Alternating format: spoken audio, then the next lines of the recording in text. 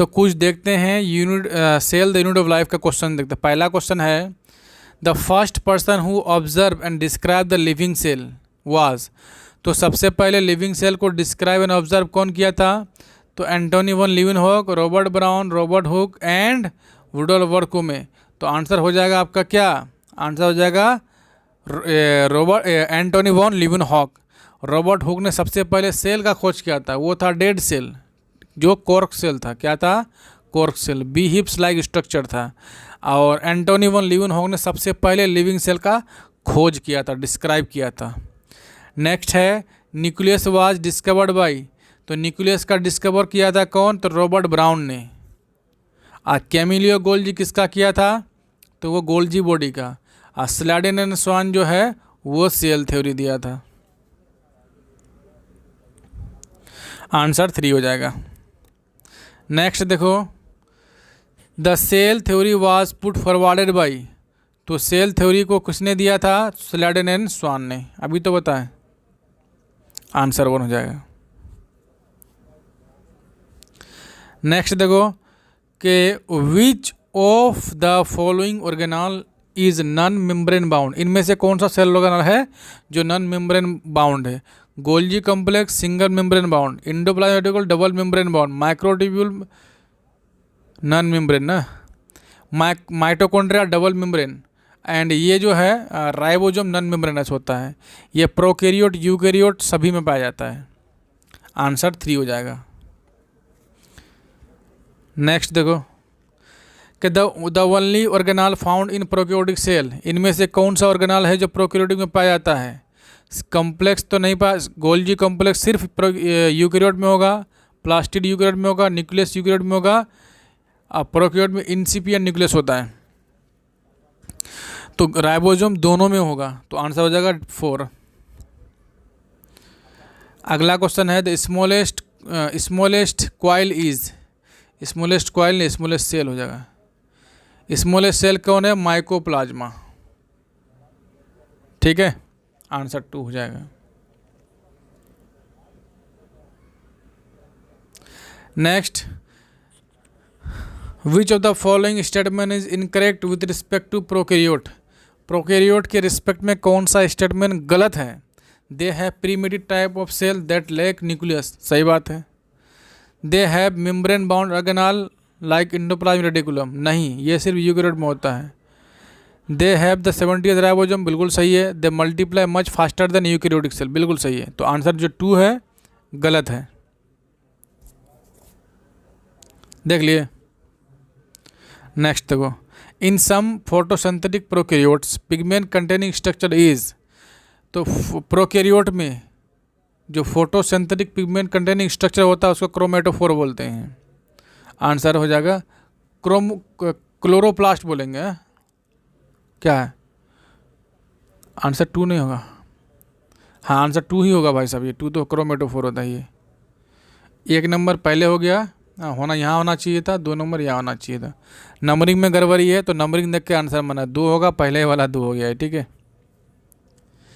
अगला क्वेश्चन है कि special membranous structure mainly associated with respiration, secretion process and replication is. तो मेसोजोम होगा, प्लास्टिड होगा, क्रोमेटोफोर होगा, राइबोसोम होगा। तो वो इसका राइट आंसर हो जाएगा मेसोजोम। तो नेक्स्ट क्वेश्चन देखते हैं। Question number 2, neural coordination is. Neural coordination कैसा होता है? तो नर्वस सिस्टम के द्वारा जो भी कोऑर्डिनेशन होगा वो बहुत फास्ट होगा एंड शॉर्ट लिव्ड होगा। तो राइट आंसर हो गया आपका 2 नंबर, कि फास्ट होगा एंड शॉर्ट लिव्ड। ठीक है। नेक्स्ट क्वेश्चन है 3 नंबर। तो आपका यहाँ का राइट आंसर 2 है। नेक्स्ट क्या है कि द डक्टलेस ग्लैंड। तो डक्टलेस ग्लैंड किसको बोलते हैं? जो जितने भी हार्मोन रिलीजिंग ग्लैंड है सभी के सभी डक्टलेस ग्लैंड होते हैं। और जितने भी एंजाइम रिलीजिंग ग्लैंड है वो डक्टफुल ग्लैंड होते हैं। यानी यहाँ पे डिफरेंस है कि डक्टफुल ग्लैंड और डक्टलेस ग्लैंड। जितने जिसमें डक्ट होगा वो एंजाइम रिलीज करेगा, जिसमें नहीं होगा वो हार्मोन रिलीज करेगा। तो चलते हैं, तो इसी पे ऑप्शन देखते हैं। पहला ऑप्शन बोल रहा है कि the produce non nutrient intercellular messenger. बिल्कुल सही बात, ये हार्मोन की बात कर रहा है। Hormone non cellular inter cellular, non nutrient inter cellular messenger, ये बिल्कुल सही है। आर फाउंड ओनली इन कोडाटा, बिल्कुल गलत है। एब्सेंट इन ह्यूमन बीइंग, नहीं। कोल्ड एक्सोक्राइन, एक्सोक्राइन ग्लैंड, नहीं, ये तो इंडोक्राइन ग्लैंड होगा, ये एक्सोक्राइन ग्लैंड नहीं होगा, क्या होगा, इंडोक्राइन ग्लैंड, इंडोक्राइन ग्लैंड, ठीक है। राइट आंसर 1 हो गया। नेक्स्ट देखो, चूज द इनकरेक्ट स्टेटमेंट, इनमें से इनकरेक्ट स्टेटमेंट को चूज करना है। Hormones are required in a trace amount, बिल्कुल सही है। Hormones are intracellular messenger, देखिए यहीं पे, देखिए यहाँ पे पहला ऑप्शन में इंटर सेलुलर मैसेंजर था, क्या था यहाँ पे, इंटर सेलुलर मैसेंजर, यहाँ पे क्या बोल दिया है, इंट्रा सेलुलर। देखिए इंट्रा सेलुलर मतलब उसी सेल का मैसेंजर, इंटर मतलब इन बिटवीन, दो के बीच, तो हार्मोन होता है क्या, intercellular messenger, not intracellular, तो यही ऑप्शन गलत है। Hormone are secreted by endocrine gland, ये सही है, ये सही है। Hormones are secreted by responsible to the particular stimulus, ये भी सही है। मतलब यहाँ पे इंटर होना चाहिए था, तो इंट्रा हो गया, इसलिए 2 नंबर गलत है। तो राइट आंसर 2 हो गया इसका। नेक्स्ट देखो, अब देखते हैं ह्यूमन एंडोक्राइन सिस्टम से कुछ क्वेश्चन दिया हुआ है। The glands present in the brain are, यानी ऐसे ग्लैंड जो ब्रेन में प्रेजेंट होता है वो क्या क्या है, तो वो है hypophysis and pineal gland, hypophysis and pineal gland, ये ब्रेन में प्रेजेंट होता है, ठीक है। 3 नंबर आंसर है। नेक्स्ट देखो, the 2 glands located in the neck region are, यानी कि 2 ग्लैंड्स जो नेक रीजन में प्रेजेंट होता है वो थायराइड ग्लैंड होता है और पैराथायराइड ग्लैंड होता है। आंसर हो गया 1। नेक्स्ट है, the hypothalamus form a important link between, यानी हाइपोथैलेमस जो है इम्पोर्टेंट लिंक फॉर्म करता है किसके किसके बीच में, तो वो है nervous system and endocrine system, nervous system and endocrine system. Very good question है, आंसर 3 हो गया। नेक्स्ट है, द न्यूरो सेक्रेटरी सेल, यानी ऐसे सेल जो कुछ सेक्रेट करता है, यानी इम्पल्स का ट्रांसफ़र नहीं करेगा, ये किस में होता है, हाइपोथैलेमस में होता है, पढ़े होंगे। ऑफ हाइपोथैलेमस लिखा हुआ भी है, the neurosecretory cell of hypothalamus which produce hormone are called, तो उसको न्यूक्लियाई बोलेंगे, क्या बोलेंगे, न्यूक्लियाई। तो राइट आंसर 2 हो गया, ठीक है। देखो जितने भी नर्वस सिस्टम होते हैं उसका इम्पल्स का ट्रांसफ़र करना होता है, जबकि न्यूरो सेक्रेटरी सेल उसको बोलते हैं ऐसे नर्वस न्यूरॉन्स जो क्या करता है, हार्मोन रिलीज करता है, हार्मोन सेक्रेट करता है, हार्मोन प्रोड्यूस करता है, उसको क्या बोलते हैं, न्यूरो सेक्रेटरी सेल। कहाँ होता है, हाइपोथैलेमस में होता है, ठीक है। हाँ, जो ऑक्सीटोसिन और वेसोप्रेसिन वहाँ पे सेक्रेट करके पोस्टीरियर पिट्यूटरी में भेज देता है, वहाँ पे स्टोर होता है। 9 नंबर देखो, hypothalamic hormone directly regulate the synthesis and secretion of, यहाँ पे क्वेश्चन है कि hypothalamic hormone directly regulate the synthesis and secretion of, तो किसको रेगुलेट करता है, तो राइट आंसर आपका हो जाएगा पिट्यूटरी हार्मोन को, पिट्यूटरी हार्मोन को। जो देखो ये है हाइपोथैलेमस, यहाँ पे पिट्यूटरी ग्लैंड है, ठीक है। ये हो गया आपको एंटीरियर पिट्यूटरी, ये हो गया पोस्टीरियर पिट्यूटरी, तो यही हाइपोथैलेमस रेगुलेट करता है, ठीक है। चलिए, तो आज हम डिस्कस करेंगे बायोलॉजी के जितने भी मोस्ट इम्पोर्टेंट क्वेश्चन है जो नीट में आने की संभावनाएं मैक्सिमम है, वो आज सारे क्वेश्चन कराए जाएंगे। सबसे पहले देखते हैं बायोलॉजिकल क्लासिफिकेशन के कुछ क्वेश्चंस है, उसके बाद देखेंगे डाइजेस्टिव सिस्टम के, इसी तरह पूरे 11th का एंड 12th का जितना भी इम्पोर्टेंट क्वेश्चन है वो आज हम कराएंगे। तो देखते हैं सबसे पहला क्वेश्चन नंबर 1 है, one of the given kingdom propose by Linnaeus to classify living organism, यानी कि लिनियस के अकॉर्डिंग उन्होंने जो लिविंग ऑर्गेनिज्म को क्लासीफाई किया था तो वो किया था प्लांट किंगडम में और एनिमल किंगडम में, यानी 2 किंगडम क्लासिफिकेशन है, प्लांटी एंड एनिमालिया में। तो यहाँ पूछ रहा है कि इनमें से कौन सा है, तो प्लांटी है, फंजाई है, प्रोटिस्टा है, मोनेरा है, तो ये तो नहीं होगा, सिर्फ होगा क्या, प्लांटी होगा, क्योंकि उन्होंने प्लांटी और एनिमालिया में ही डिवाइड किया था, उसको क्लासीफाई किया था, किसको, लिविंग ऑर्गेनिज्म को। तो राइट आंसर 1 हो जाना चाहिए।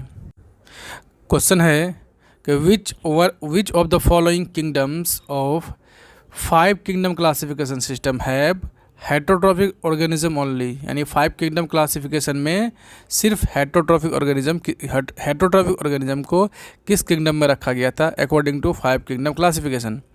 तो उसका राइट आंसर हो जाएगा फंजाई एंड एनिमालिया, दोनों को रखा गया था किसमें, हेटरोट्रॉफिक ऑर्गेनिज्म जो है वो फंजाई और एनिमालिया में होता है। तो नेक्स्ट क्वेश्चन देखते हैं, नेक्स्ट क्वेश्चन इसका आंसर हो जाएगा 4। नेक्स्ट देखो, इन 5 kingdom classification which of the following group of organism is place in the same kingdom, यानी 5 किंगडम क्लासिफिकेशन में इनमें से कौन सा ऑर्गेनिज्म है जिसको एक ही किंगडम में रखा गया था। क्लाइमोडोमोनास हो गया, अमीबा हो गया, ग्वाइनोलेक्स हो गया, कोलेरा हो गया, ये सारे को प्रोटिस्टा के अंतर्गत रखा गया था। तो इसका राइट आंसर हो जाएगा बी नंबर, यानी कि 2 नंबर हो जाएगा। ठीक है, next, non cellulosic cell wall is found in, इनमें से किसके सेल वॉल में सेलुलोज नहीं होता है। तो वो है मोनोरास एंड फंजाई, दोनों के सेल वॉल में सेलुलोज नहीं होता है। तो आपका राइट आंसर क्या हो गया, 3 नंबर। ये देखिए पेज नंबर कितना से लिया गया एनसीईआरटी का, 17 नंबर से। ठीक है, चलिए आंसर 3। नेक्स्ट है, यहाँ पे मैच द कॉलम है। सबसे पहले देखो कोकस है, कोकस स्फेरिकल होता है, यहाँ पे चला है 1 का 4, 1 का 4, 1 का 4, ये दोनों गलत। अब 2 का चेक करो, बेसिलस, बेसिलस क्या होता है, बेसिलस रोड शेप होता है, तो 2 का 3 हो जाएगा, तो 2 का 3 हो गया, ये भी गलत। तो 2 ही से हमको आंसर मिल गया है, आंसर 1 हो जाएगा, बाकी का चेक करने का ज़रूरत ही नहीं है। नेक्स्ट देखो, in 2 kingdom system of classification algae and fungi are place in the same kingdom. बोल रहा है कि 2 किंगडम क्लासिफिकेशन में algae और फंजाई को सेम किंगडम में रखा गया था। This inclusion indicate that the 2 kingdom system does not distinguish between. तो 2 किंगडम सिस्टम को किस में डिवाइड नहीं किया था, इस मतलब दोनों को एक ही में रख दिया गया था, algae और फंजाई को किस बेसिस पर रखा गया था।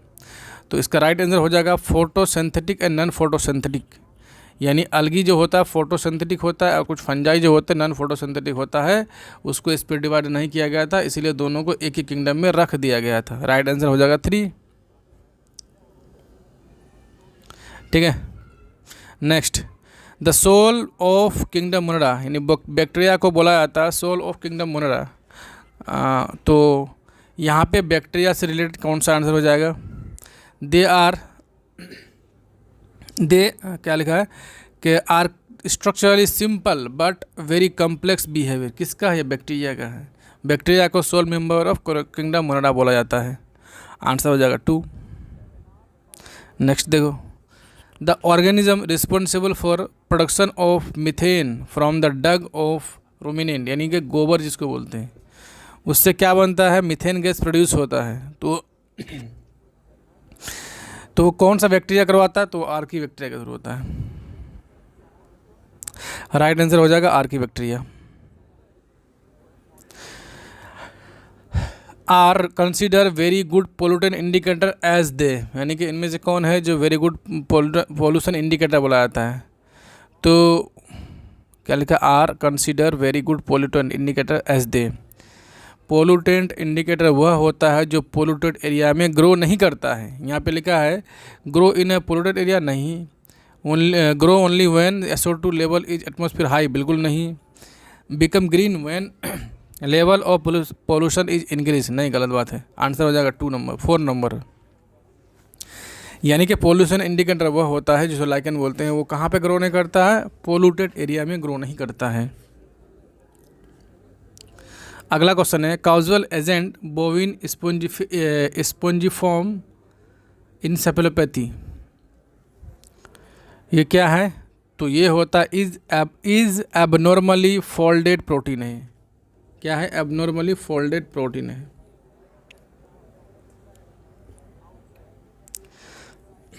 नेक्स्ट देखो, इसका आंसर हो गया 4। The function of phycobiont in lichen is to, lichen में जो फाइकोबियन पार्ट होता है, एक होता है माइकोबियन, एक होता है फाइकोबियन। तो फाइकोबियन पार्ट का क्या काम है, क्योंकि फाइकोबियन जो अलगी वाला पार्ट होता है, तो उसका काम है प्रिपरेशन ऑफ फूड, यानी ये प्रिपेयर फूड फॉर माइकोबियंट, यानी फंजाई के लिए फूड बनाना, यानी association of fungi and algae का है कौन, लाइकेन। नेक्स्ट इसका आंसर हो जाएगा 2।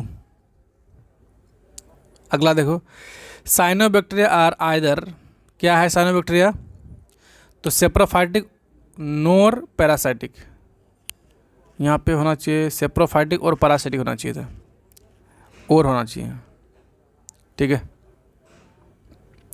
आंसर 1 हो जाएगा। नेक्स्ट देखो, नेक्स्ट है कि साइनोबैक्टीरिया आर आइदर, तो साइनोबैक्टीरिया क्या है, ये तो हो गया ना, ठीक है। Which of the following is function for heterotroph in nostoc, nostoc में जो हेट्रोसाइट्स है उसका क्या फंक्शन है, उसका फंक्शन होता है फिक्सेशन कराना, यानी कि एटमॉस्फेरिक नाइट्रोजन को फिक्सेशन कराता है कौन, हेट्रोसिस्ट, किस में होता है, साइनोबैक्टीरिया में। आंसर 4 हो जाएगा।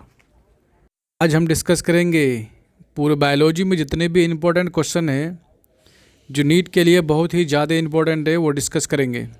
सबसे पहला क्वेश्चन है, the members regarded as fungi imperfect, यानी इम्परफेक्टिव फंजाई की बात कर रहा है, are related to all the following characteristic except, यानी सारे के सारे इम्परफेक्ट फंजाई के कैरेक्टर हैं एक को छोड़ के, कौन सा, तो एसेप्टेड और ब्रांच माइसेलियम, तो इसका सेप्टेड होना चाहिए था, कैसा होना चाहिए, सेप्टेड एंड ब्रांच माइसेलियम होना चाहिए। ये वाला करेक्टर गलत है इम्परफेक्ट फंजाई के लिए। बाकी डिकम्पोजिशन ऑफ लिट्राफोल सही है, फॉर्मेशन ऑफ कोनिडिया ये भी सही है, हेल्प इन मिनरल रिसाइकलिंग ये भी सही है, तो आंसर हो जाएगा 3 नंबर। तो नेक्स्ट क्वेश्चन देखते हैं। क्वेश्चन है कि which of the following statement is not true for virus, यानी वायरस के लिए कौन सा स्टेटमेंट सही नहीं है। बोला they are nucleoprotein where protein are infectious in nature, ये पॉइंट जो है न्यूक्लियो प्रोटीन वायरस की बात कर रहा है।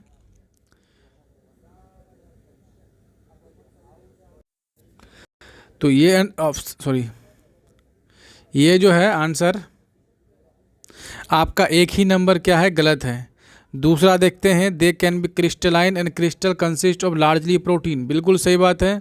वायरस मीन्स वेनम या पॉइजनस, ये भी सही है। ये सारे के सारे एनसीईआरटी का लाइन बाय लाइन उठा के दे दिया है।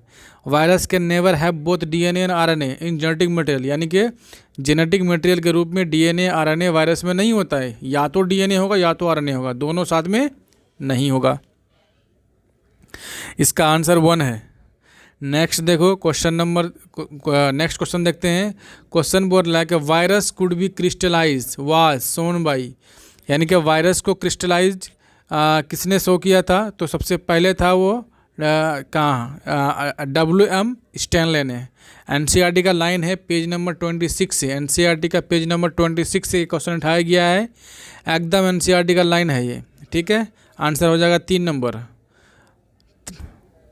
नेक्स्ट देखो क्वेश्चन बोल रहा ब्लैडरवर्थ इज, यानी ब्लैडरवर्थ क्या है, एक तरह का इंसेक्टिवोरस प्लांट है। क्या है, इंसेक्टिवोरस प्लांट है।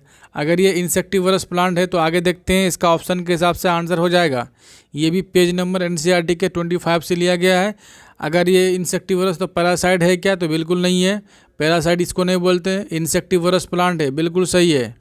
पार्शियली हेटरोट्रोफिक है, हाँ ये भी सही है। जब इंसेक्ट को खाएगा, कोई भी प्लांट अगर इंसेक्ट को खा रहा है तो वो क्या हेटरोट्रोफिक होता है। अगर वो इंसेक्ट को नहीं खाता, डायरेक्ट फोटोसिंथेसिस से ही अपना फूड बनाता, तो वो हो जाएगा सिर्फ और सिर्फ ऑटोट्रोफिक।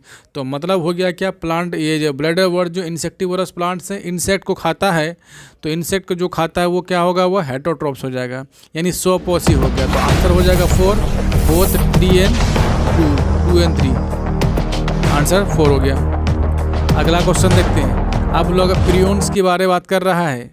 बोला प्रियोन्स पेज नंबर 27 से लिया गया, वेरी इंपॉर्टेंट है। बोल रहा है causative agent of mad cow disease, बिल्कुल सही बात है। यानी ये भी एनसीईआरटी का लाइन से ही उठा के दिया है कि प्रियोन्स जो है काउजेटिव एजेंट है मेड काउ डिजीज़ का। प्रोटीनियस इन्फेक्शियस पार्टिकल है, ये भी बात सही है कि प्रियोन्स क्या होता है, प्रोटीन होता है। क्या होता है, प्रोटीन है, वो प्रोटीनियस इन्फेक्शियस पार्टिकल है एक। Worms that causes स्कैरिस disease in sheep, ये गलत बात है। ये वर्म्स तो है नहीं, तो आंसर हो जाएगा 1 and 2 सही है, तो आंसर 4 हो गया। नेक्स्ट देखो क्वेश्चन है कि बैक्टीरियल वायरस जिसको बैक्टीरियोफाज बोलते हैं, ये भी पेज नंबर 26 से लिया गया है, सॉरी 26 एनसीईआरटी के पेज नंबर 26 से 26 से लिया गया है। 3 ऑप्शन उठा के दिया है, इसमें से कोई ना कोई एक सही हो जाएगा। बात समझ रहे हैं आप? तो ऑप्शन है, पहला क्वेश्चन देखते हैं, यानी कि पहला ऑप्शन देखते हैं। ए नंबर को देखो तो क्या बोला है कि बैक्टीरियल वायरस, बैक्टीरियल वायरस मतलब बैक्टीरियोफेज की बोल रहा है, बैक्टीरियोफाज, एक मिनट, ऐसा बैक्टीरियोफाज, ठीक है। जो बैक्टीरियोफाज जो है इन्फेक्ट द बैक्टीरिया, ऐसे वायरस जो बैक्टीरिया को इन्फेक्ट करता है उसको बैक्टीरियोफाज बोलते हैं, तो बिल्कुल सही है। दूसरा देखो, usually have double stranded DNA, बिल्कुल वेरी वेरी इंपॉर्टेंट, कि बैक्टीरियोफाज वाले वायरस में जो है उसमें डबल स्ट्रैंडेड डीएनए होता है, बिल्कुल सही है। सी नंबर देखो, आर ऑल्सो कोल्ड बैक्टीरियोफाज, बिल्कुल सही बात है। ये तो हम अभी बताए कि जो बैक्टीरिया को इन्फेक्शन करने वाले वायरस होते हैं उसको बैक्टीरियोफाज बोलते हैं। बोल रहा है इसमें लैक ऑफ प्रोटीन कोड, बिल्कुल गलत बात है, प्रोटीन कोड लैक नहीं रहता, प्रोटीन कोड होता है। इसका मतलब है कि 1 2 ए बी सी सही है और डी गलत है। ऑप्शन नंबर ए ओनली ए सही नहीं, बी भी सही है, ओनली ए एंड सी सही, ये तो भी सही लग रहा है। Only B and B is correct, नहीं सभी करेक्ट है, ये भी नहीं, ये गलत होगा, क्यों? क्योंकि बी भी सही है। देखो ए भी सही है, बी भी सही है, सी भी सही है, डी भी सी तक सही है, लेकिन डी गलत है। तो यहाँ आंसर 4 में क्या है? ओनली डी इज़ इनकरेक्ट, तो आपको आंसर यही मारना था। देखिए आंसर हो गया 4। अगला क्वेश्चन देखो कि unicellular organism which has a gullet, 1000 of cilia, 1 macronucleus and 1 micronucleus is put under the group of, वाह वेरी वेरी इंपॉर्टेंट है, बहुत आसान है कि एक क्या बोल रहा है, एक मैक्रोन्यूक्लियस के अंदर दूसरा मैक्रोन्यूक्लियस होगा। हाँ, तो ये किस ग्रुप में आता है? तो देखिए ये है सिलिएटेड प्रोटोजोआ में आता है। किसमें? Ciliated protozoa. ये भी एनसीईआरटी का पेज नंबर 22 से उठाया गया है। तो आपको जो बोल रहे हैं एनसीईआरटी के पेज नंबर से, मतलब समझ लीजिए ये क्वेश्चन एनसीईआरटी का डायरेक्ट नीट में आने की संभावनाएं मैक्सिमम है। चलिए नेक्स्ट क्वेश्चन देखिए। हाँ, इसका आंसर क्या होगा? सिलिएटेड प्रोटोजोएंस, 4 नंबर सही है। अगला क्वेश्चन देखो, क्वेश्चन है कि माइकोप्लाज्मा, तो माइकोप्लाज्मा है क्या? पहली बात, इसमें सेल वॉल नहीं होता है, बिल्कुल सही है। कैन सर्वाइव विदाउट ऑक्सीजन, ये भी सही है। देखिए हम सही कैसे बोल पा रहे हैं, क्योंकि हमें पेज नंबर 2 एनसीईआरटी का पेज नंबर 20 जो है अच्छा से याद है, हम जानते हैं, हम इसके बारे में पढ़े हैं, इसीलिए हम सही बता पा रहे हैं। तो आपको भी सही बताने के लिए क्या करना पड़ेगा? एनसीईआरटी का पेज नंबर 22 को पढ़ना पड़ेगा, तभी एनसीईआरटी नीट का क्वेश्चन सही करके आएंगे। वो अदरवाइज आप मुंह ताकते रह जाएंगे, सब सही करके आएंगे, आप बोलेंगे अरे यार थोड़ा सा पढ़ लेते तो हो जाता है।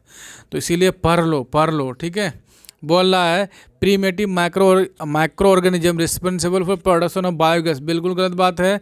ये मीथेन जो होता है, मीथेन का प्रोडक्शन कौन कराता है? यानी बायोगैस की बात कर रहा है, वो कराता है मिथेनोजेंस बैक्टीरिया, न कि माइकोप्लाज्मा। तो यहाँ पे आंसर होगा ऑप्शन सी गलत है, स्मॉलेस्ट लिविंग ऑर्गेनिज्म। मतलब क्या हुआ कि ए सही है, बी सही है, सी गलत है और डी सही है।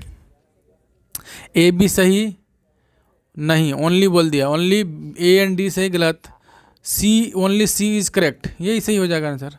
सी गलत है यहाँ पे, तो आंसर 3 हो गया। यानी ए सही है, बी सही है, डी सही है और सी गलत है। तो ऑप्शन को देखते हुए चूज़ करना था आपको, ना कि आप ऐसे ए बी देखे सही तो मार दिए सही। यहाँ लिखा है कि only B, only A and B, नहीं, ओनली ए एंड बी नहीं होगा, ए बी एंड डी होगा, ठीक है। यहाँ लिखा ओनली ए एंड डी, नहीं सी भी हो, बी भी होगा। यहाँ पे लिखा ओनली सी इज़ इनकरेक्ट, हाँ तो सिर्फ सी गलत है तो हो जाएगा, ठीक है।